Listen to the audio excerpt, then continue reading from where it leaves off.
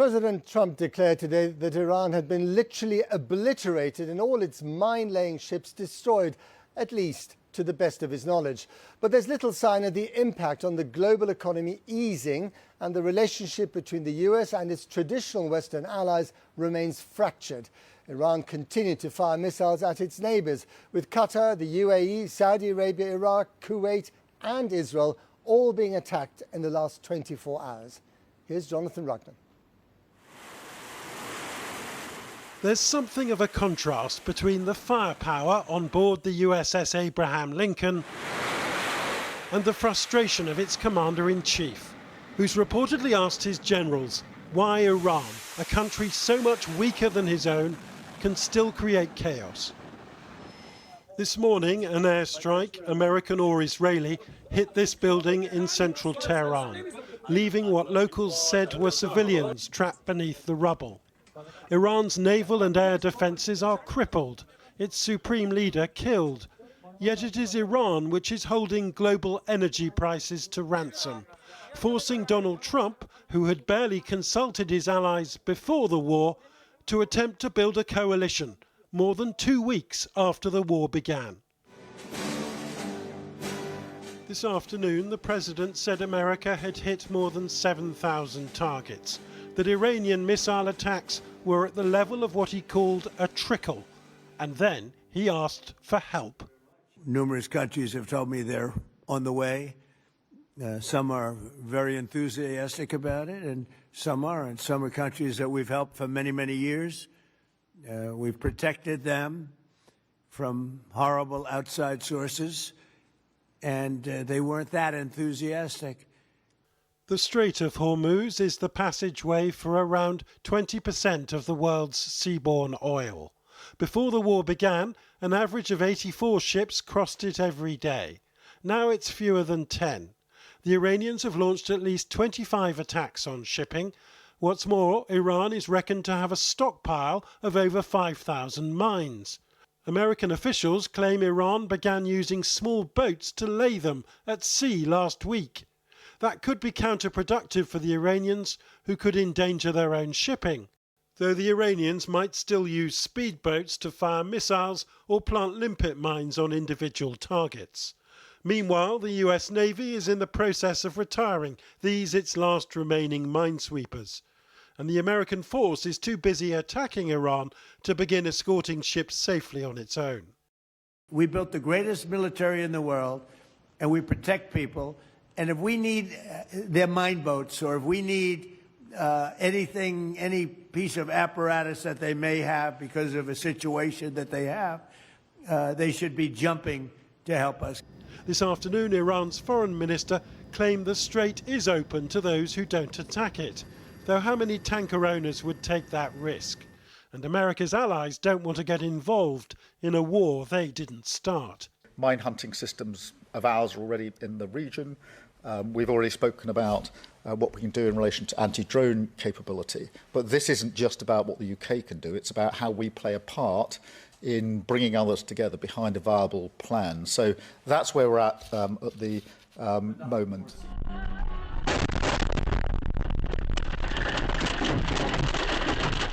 After 17 days of airstrikes, Donald Trump claims he doesn't know who is running Iran, that its new supreme leader may not be alive, that he has no idea who those offering to negotiate are.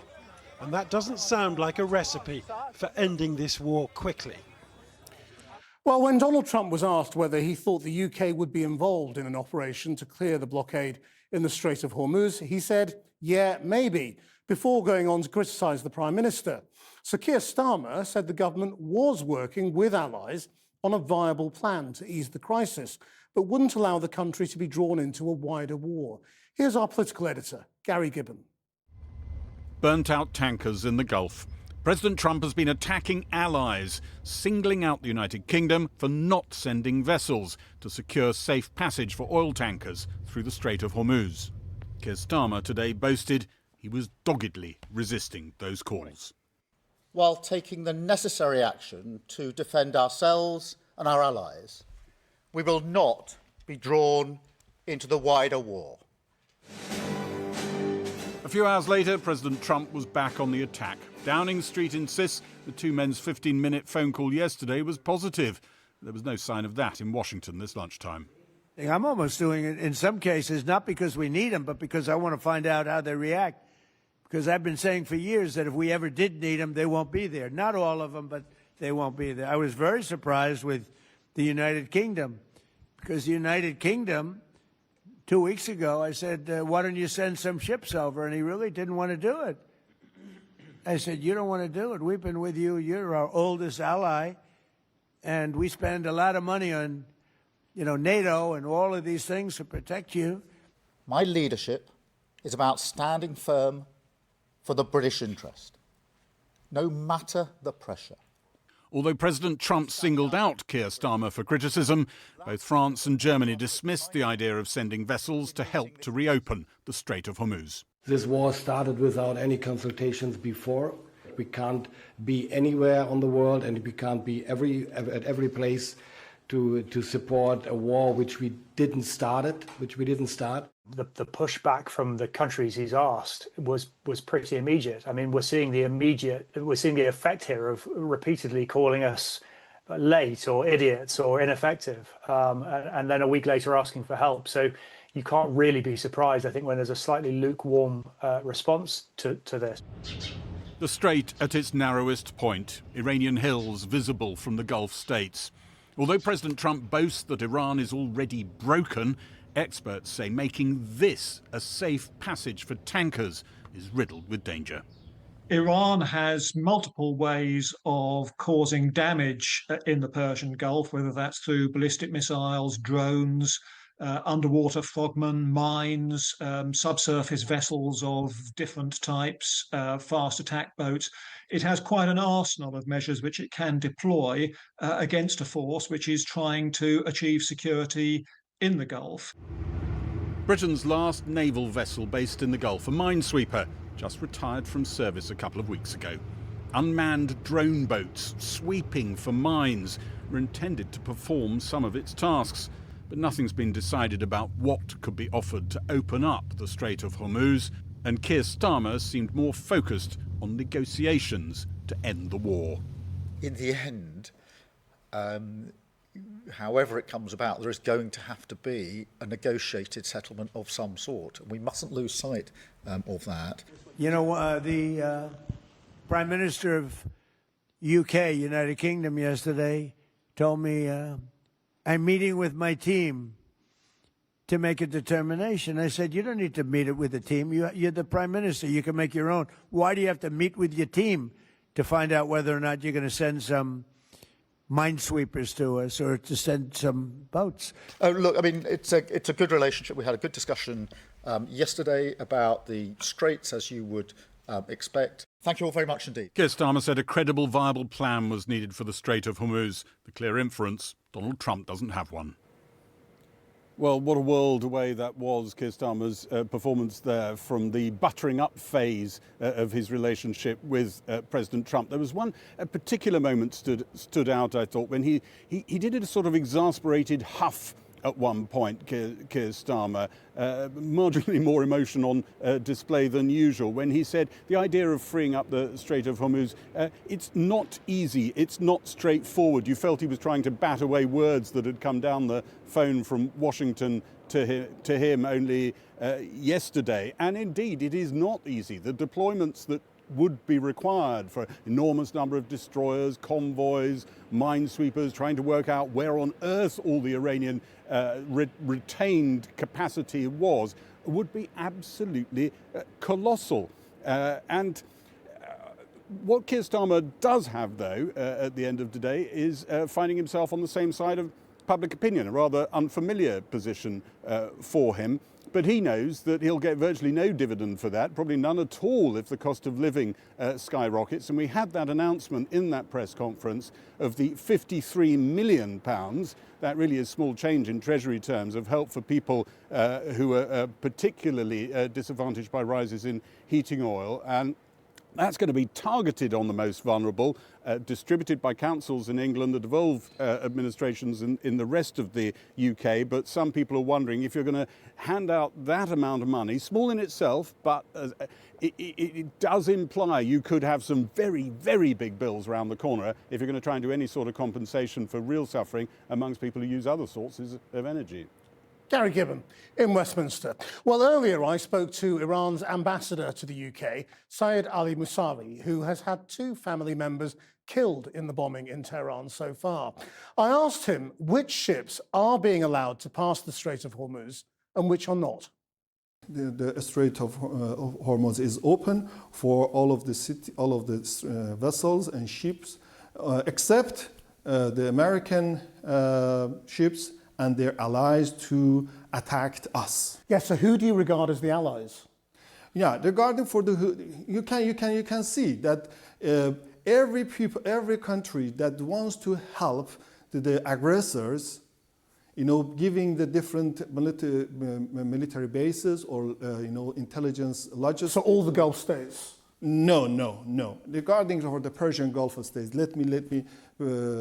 I do reiterate that we have still with them diplomatic relations, our Iranian ambassadors working there, and we do not have any conflict, any war with them. We are defending ourselves only for, according to our self-defense right. But are you saying their ships can pass? Yeah, they can pass. So UAE... regarding for the Saudi, all of those ships can pass. Every case should be monitored. But the ships that have been hit so far were not just American vessels. No, we have warned to them regarding for the observation of their own security. Yeah. Unfortunately, now we are witnessing the false flag operations against Iran, and so we should observe everything. We should monitor. What do you mean? Do you mean the ships are being hit by the Americans? Why not? Well, it's a crazy idea. No. It's not crazy. Unfortunately, now we have realized that the false flag operation during this crisis has been doing, and so it is very, very important for us to be vigilant. How does Iran view Britain and British ships? We welcome their own initial position regarding not involvement with this war, but nowadays we have received some matters in the name of the collective self-defense that we declared to them. But right now, Britain is not attacking Iran in any way, yes. But it is allowing American bombers to use British bases. Does that mean Britain is your enemy? Right now that we have declared to the British government and British officials that do not involve with and participate with this illegal war, and they know that this war is illegal, but regarding for the other matters, it depends on their activity. But can you define participate? Do you believe Britain is currently participating? I think not. I think not yet. But I do believe if they want to do something, there is no doubt that the Iranian side will defend ourselves. What are the circumstances under which Iran will stop this war now? If the Americans and Israelis cease fire, would Iran cease fire? You see, that we have declared several times to all of the world that the first priority of Iran is diplomacy, and was diplomacy. Now is still the diplomacy. Unfortunately, they destroyed the diplomacy 2 times, I do believe 3 times. But if they stop now, would Iran stop? If they stopped, you see, only not stopping and 6 months later, again another war. We need to give the one assurances, one guarantee not to repeat this kind of illegal activities, this kind of criminal activities against one sovereign state, against the Iranian people, against our regions. Can we talk about the nuclear program? Because that is one of the justifications made by the Americans and Israelis. Why did Iran get to 60% enriched uranium when that's way beyond what you need for civilian use? As far as I heard from some of our scientists, that the purity of this kind of enrichment would very important for using of other applications of the nuclear isotopes and some for the for medicine activity. But it's the politicians who are deciding what happens now, because they say you were at 60%, within a few weeks or months you could have been at 90%, and then you're months away from having a weapon. That's one of the reasons. No. Iran. They are giving for the war. No. We are the member of the NPT. We are the responsible member state of the IAEA, and every Iranian nuclear activities, including the enrichment, in the 60%, all of them have been monitored by the IAEA.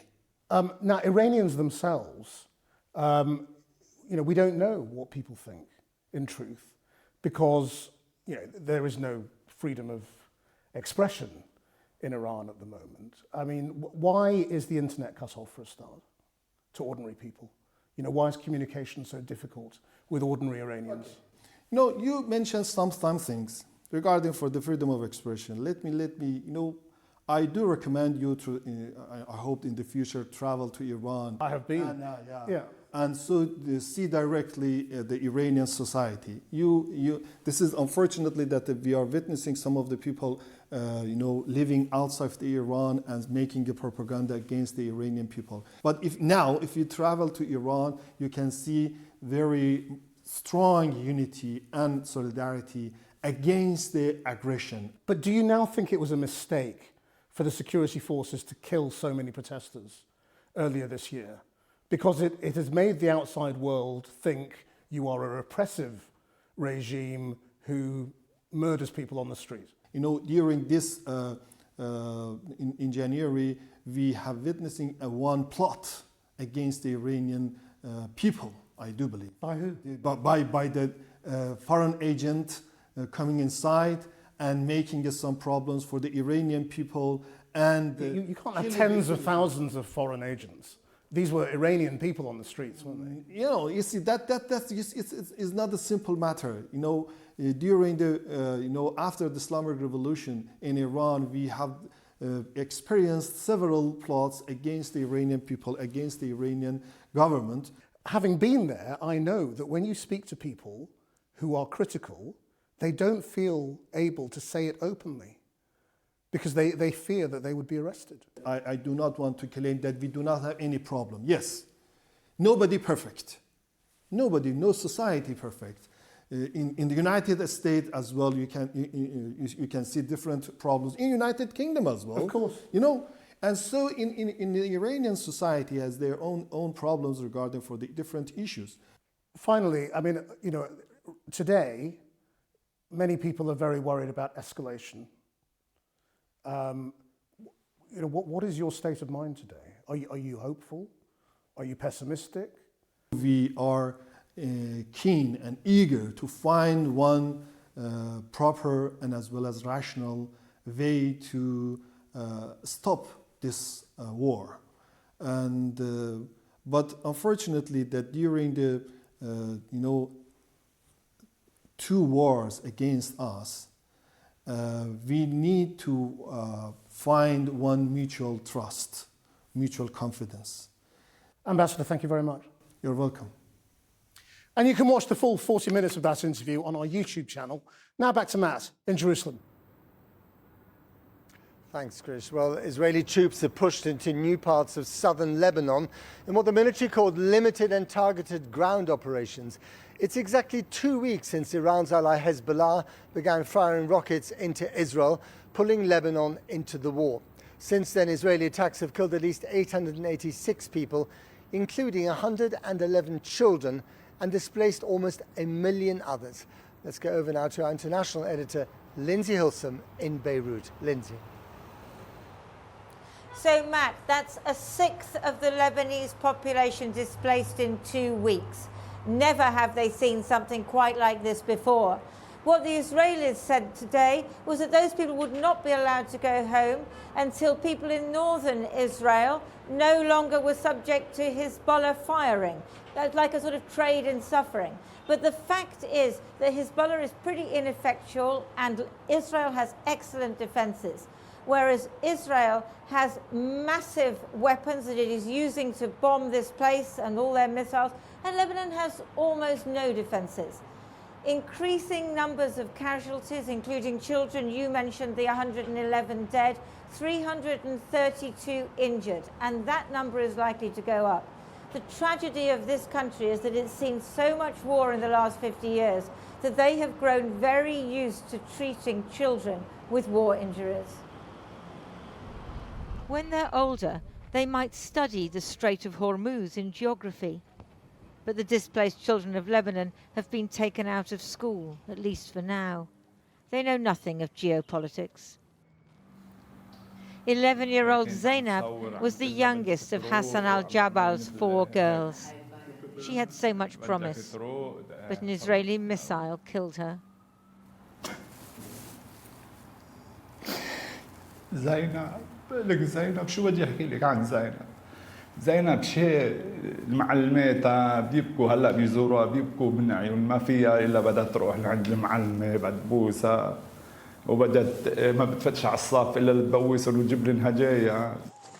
The family home in Libya in the west of the Bekaa Valley took a direct hit at 4 p.m. on March the 5th, when Zainab, her mother and her 3 sisters were cooking the iftar meal to break the Ramadan fast.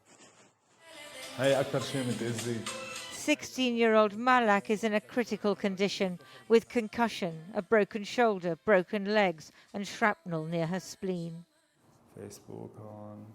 14-year-old Kauthar in the beige has fractures all over her body.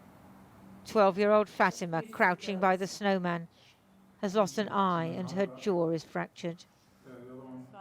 The girls and their mother are being treated by a British surgeon here in Beirut. It's almost like a kind of one continuous war that has been happening since October 2023 in Lebanon. We know from the medical literature any child wounded at war will need between 9 and 12 surgeries by the time they reach adult age. And so what these children will have is at least a decade worth of surgery. And unfortunately, a lot of them will be left with some form of disability. Today, the Israelis bombed Khiam in the south. They say they don't want to kill and injure civilians, so they've told all non-combatants to leave the area. If they don't, well, Israel is determined to destroy Hezbollah, and Hezbollah plans to keep on fighting. Having done this for now almost 30 years, one of the things that I find so shocking is that the treatment of these children will always be cheaper than the price of one of these missiles. And that's the irony of human civilization, that there's always money for the missile, but there's never money for these children.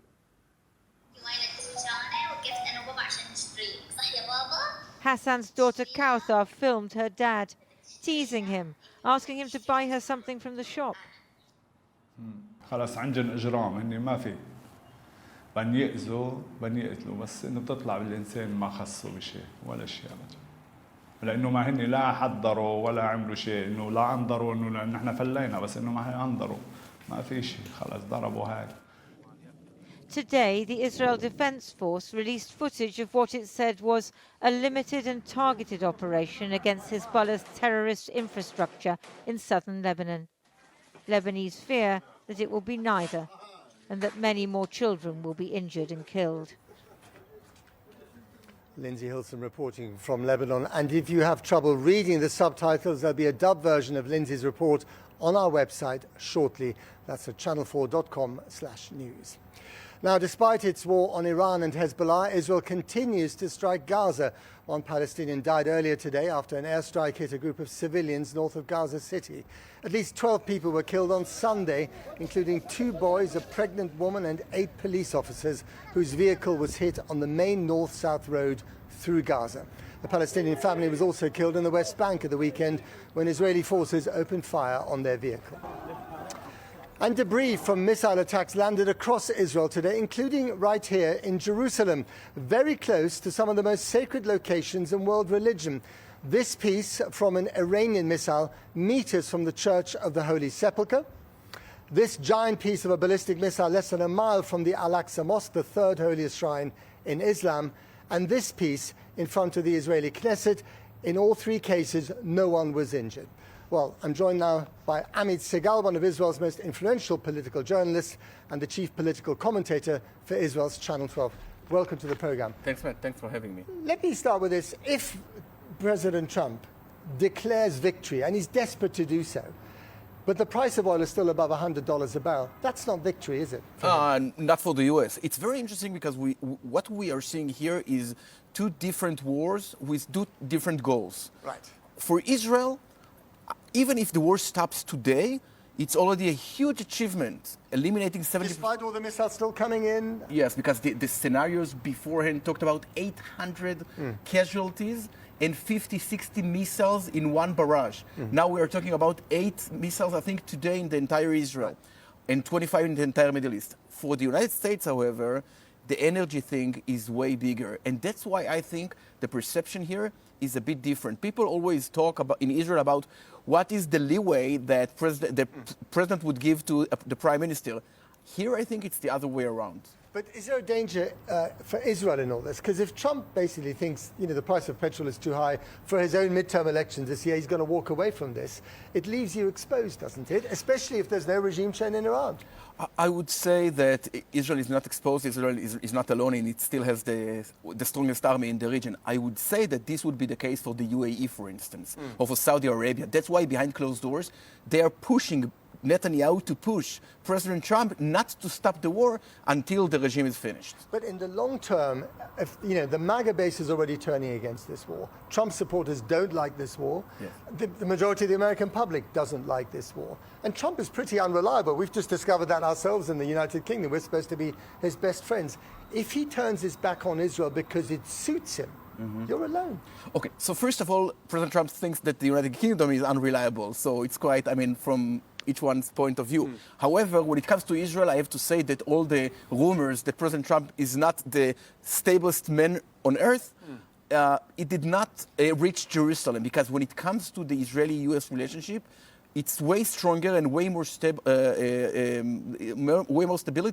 than maybe in any other place on earth. And by the way, the MAGA base is still highly supportive of this war. Something like 87% to 12, I think. If Iran descends into some kind of civil war, or if there's a kind of a reduced but entrenched, very radical regime of Islamic extremists and they carry on, does that suit your interests here in this country? I'm sure that the number one unspoken goal of this war is to actually topple this regime, to make it fall. However, it might take some time. I suspect that when our grandchildren will study history, they will have hard times, differentiating between rising lion, roaring lion, or screaming lion, but they'll know that in 2026, 2027, the most this regime has fell. What about Israel behaving with a bit more humanity? In Lebanon, we have civilian casualties. We just heard that in a report by Lindsay Hilsum. In Gaza, more civilian casualties. And you might get stuck in yet another Lebanon war, unlearning the lessons of the past. Maybe it wasn't a good idea from Hezbollah to fire at peaceful civilians in Israel. Stuck in southern Lebanon. So what is the idea? The idea is actually to let them get away with it? But to try and murder... invasion is a different matter, isn't it? Yes, but the only way to actually stop these rockets from being fired to Israel is to actually enter Lebanon. Now, here's the situation. Why the number of casualties, of collateral damage in Iran is that low? Because their military bases are far from their cities. However, in Lebanon and in Gaza, they fight from within hospitals, police stations, etc. One final brief one.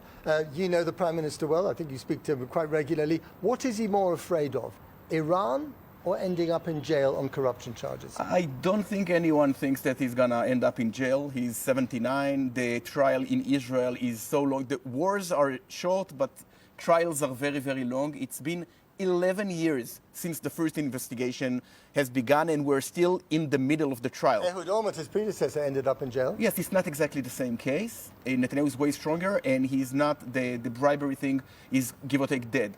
However, I think that it's still Iran, and I think, by the way, that it's going to influence this. If Netanyahu topples this regime, it will help the president to pardon him here at the end of the war. Amit Segal, thank you very much. Thank you so much.